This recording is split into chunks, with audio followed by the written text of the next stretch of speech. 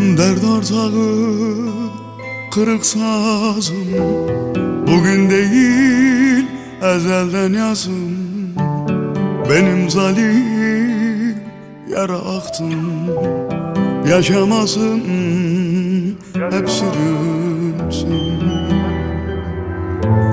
Dert ortağı kırık sazım, bugün değil ezelden yazım.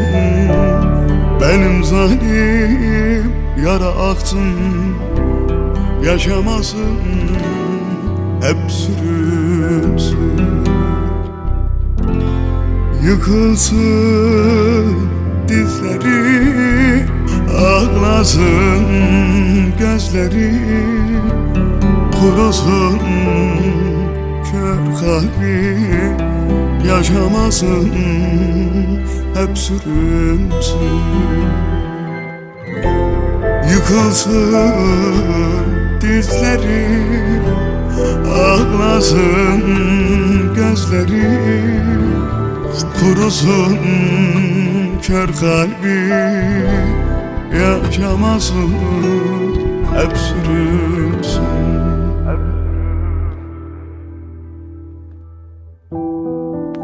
Yıkılsın dizlerin, ağlasın gözlerin, kurusun bu kör kalbin, yaşamasın.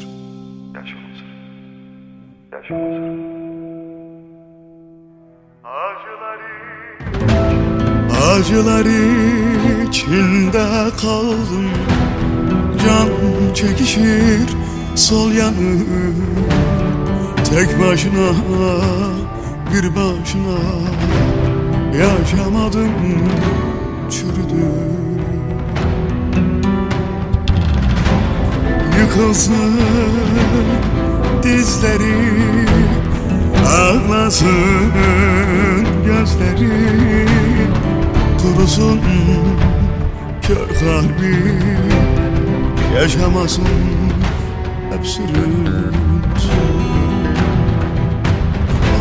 Of yıkılsın dizlerin, ağlasın gözlerin, kurusun kör kalbin, yaşamasın